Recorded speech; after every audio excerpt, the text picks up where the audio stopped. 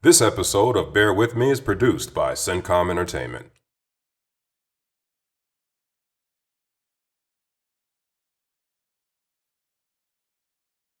What's up? Thanks for bearing with me. I am Herb Howard. The Chicago Bears, let's face it, they are at the brink of elimination in terms of their potential to make it to the playoffs. If the Bears do not win this coming Sunday in Philadelphia against the Philadelphia Eagles, the Bears season is pretty much over. To be quite frank with you, the Bears season may be over already. Last week's game against the Los Angeles Chargers was an absolute must-win game. We did not win it, and therefore, in all likelihood, the Bears will not be making the playoffs. But told you last week that I am a foolish Bears fan, and I had a lot of other foolish Bears fans reach out to me with their reasons for optimism. And there are some reasons for optimism. At the bottom line is, this is a good roster. Coming into the season, I thought the Bears had good rosters previously, but when you look at this roster and the depth that they have pretty much across the board, this is a very, very talented roster that is capable of winning any game that is left on their remaining schedule. However, they certainly won't win those games playing the way that they have this season.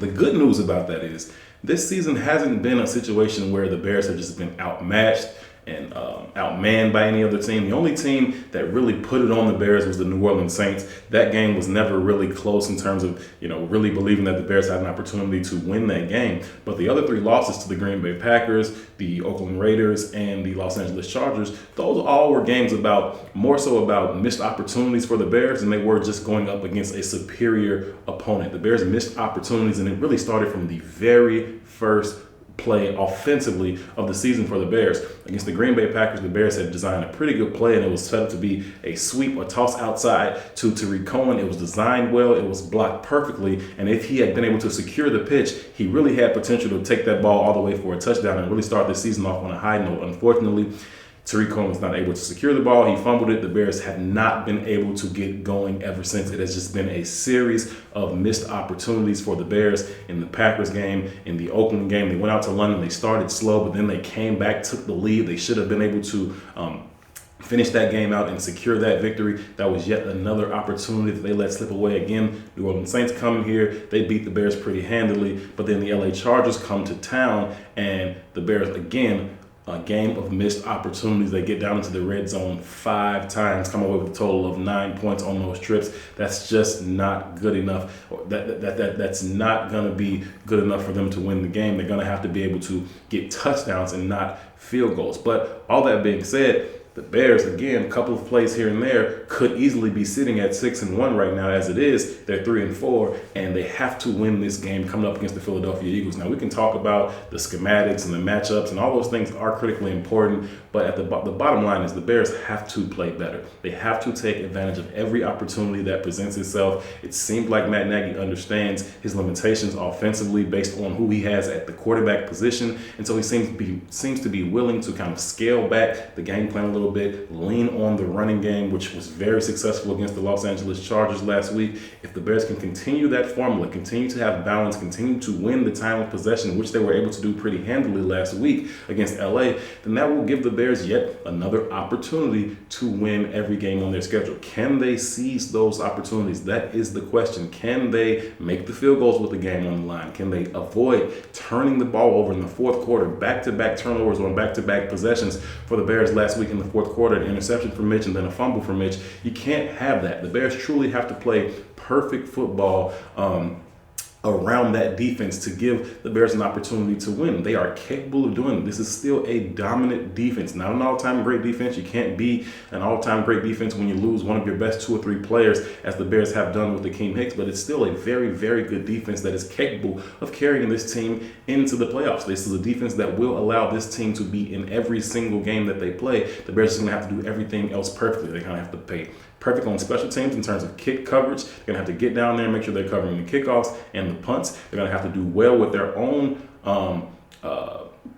kick and punt returns as well. They're going to have to try and win the field position game that way. And then offensively, you just can't make the mistakes. You cannot turn the ball over. You cannot miss the field goals. You cannot continually get into the red zone and walk away with field goal after field goal. You're going to have to try and cash those in for touchdowns. If the defense gives up 17 points, only 17 points as they did last week against the LA Chargers, that's a game that you expect to win, especially when your offense was into the red zone 5 times. You have to be able to win those types of games. And so if the Bears can stick to that formula of having good balance and not asking Mr. Trubisky to throw the ball 35, 40, 45, 50 times a game, but they can have that balance where he's somewhere around 30 pass attempts and you get somewhere around 30 runs per game, that is the formula for success for this Bears team. But then even when you do that, you have to take advantage of the opportunities when they are there. And so for me, it's not so much about who the Bears are playing on their remaining schedule. Again, this roster, especially with this defense, they're going to be in every game. No one's going to come in here and just really blow the Bears away. That's not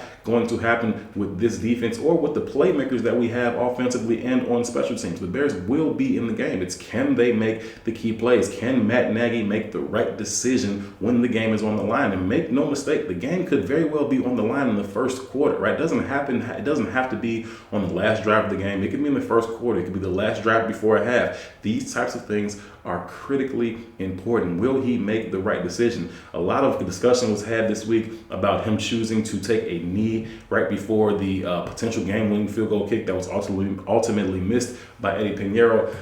Listen, I would not do that, right? I would not take a knee. I am never a fan of losing yards. I would much rather like to see them run a dive or an ISO straight up the middle, get it lined up exactly where Eddie Pinheiro wants it, as we also find out that was not the case as well. But that's not the reason that the Bears lost the game, right? Eddie Pinheiro has to make a 41-yard kick, but also that is not the reason that the Bears lost the game. Eddie Pinheiro also has to make a 33-yard kick earlier in the game, but the Bears also have to convert some of those red zone trips into touchdowns. And so for me, again, it's not about the other teams. We can talk about the Philadelphia Eagles. We know about Carson Wentz. He's a very good quarterback. He can make all the throws. He stands tall in the pocket. He's tough. He's able to make the throws with pressure in his face. He's very elusive. He uses his legs well. He can become a playmaker as a runner as well as a passer. He's a very, very good young quarterback, and he's going to present lots of challenges for the Chicago Bears. We know about Jordan Howard. We know the type of back that he is. We know that he's going to get stronger as the game goes along, and so it's going to be really important for the Bears to kind of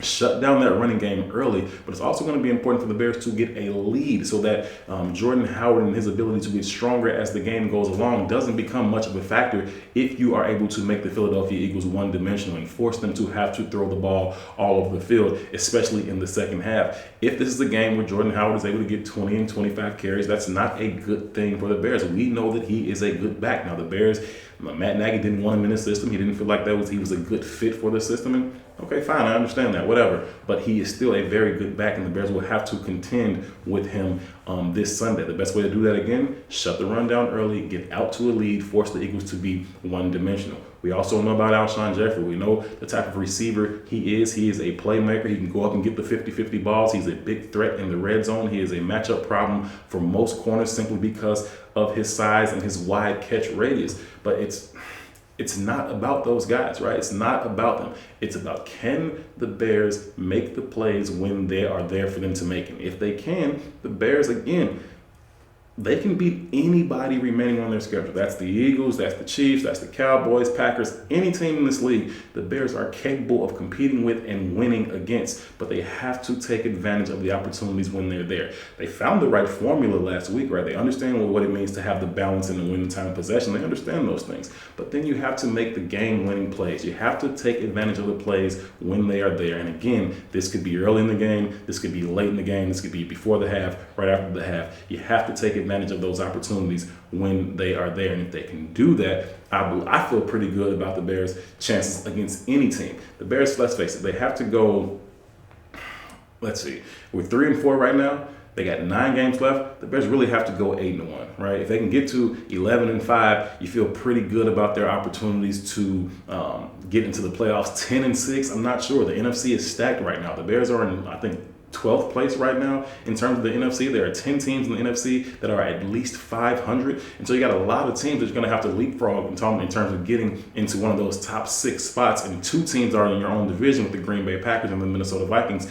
playing as well as they have so far earlier this season. So you're going to have to start to kind of watch the scoreboard and root for some other teams as we go. But more importantly, none of that's going to matter if the Bears don't take care of their business, if they don't put themselves in position to really be a factor down the stretch. And that's going to be a one game at a time proposition. It's not going to be, well, can we run off 8 straight? Can we win?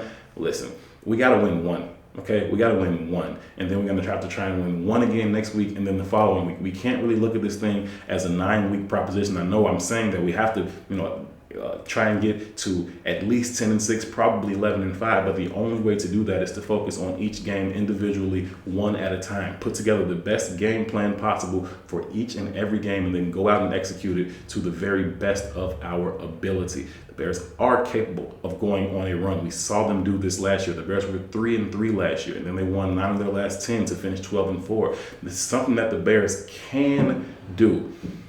I'm not sitting here really trying to sell you on that, right? Like, I think that's going to happen. Nothing about the way the Bears have played so far this year leads me to believe that they're going to go on such a run, because they haven't taken advantage of those opportunities. But the fact that it's a situation of them not taking advantage of opportunities more so than them just being overpowered and overmatched by other teams does leave a little room for optimism. If they can turn it on, if they can start to make those key plays, then these are games that they can win. Again, I truly believe the Bears could easily be sitting at 6-1 right now. It's not the case, and they have to deal with where they are. But they do have the ability, and they can get hot, but they're going to have to play pretty much perfect football from here on out. You cannot turn it over offensively, and you cannot get field goals when you're in the red zone, and you certainly can't miss makeable field goals when those opportunities do present themselves. And so as we look ahead to the Philadelphia Eagles game on Sunday in Philadelphia, I think it's good for the Bears to be getting on the road, get away from all of the noise at home, all the pressure. They get booed at home, and I understand that type of frustration from the fans, but again, like I've said before, it doesn't help, right? It just doesn't help. So I understand the frustration. I'm equally frustrated, but it doesn't help the team play better.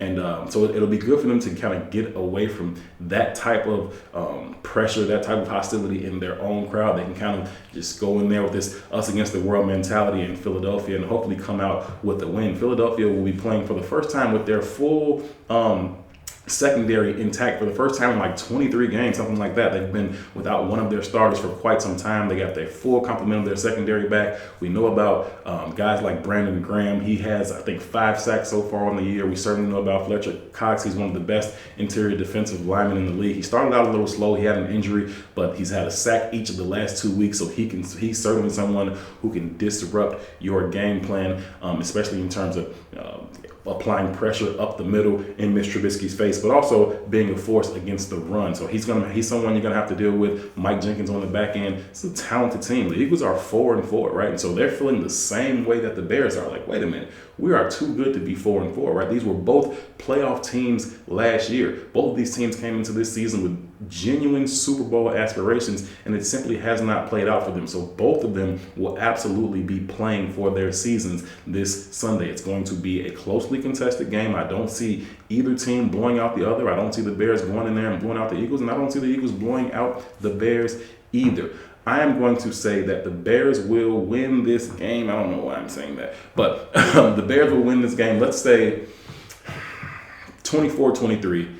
Chicago Bears go to Philadelphia and come away with a very hard-fought victory. It's not going to be easy, but the Bears are going to go to Philadelphia and keep their season alive, but only for one more week. Hopefully, Monday we'll get a chance to come in here and say, hey, we got another opportunity to go 1-0 next week, another opportunity to extend our season for just one more week. If the Bears go to Philadelphia and come back with another loss, I will not sit here and tell you that we have a realistic opportunity of going to the playoffs this year. I will tell you that our season is over, but it's not over just yet. The Bears have an opportunity before them. They can go out there, they can get a win, and they can go on a streak. It's going to be hard, one game at a time, one play at a time. Hopefully the Bears can go out to Philadelphia and come back victorious. Whatever happens on Sunday, I'll be here Monday and we'll talk about what happened in that game. We'll do a post-game review and look forward to the Bears' next game if it matters, or even if it doesn't, we'll look forward to it. Thank you for tuning in. I greatly appreciate you all. Thank you all so much for all the comments. Please continue to like and share. This has been Bear With Me. Until next time, thanks for watching.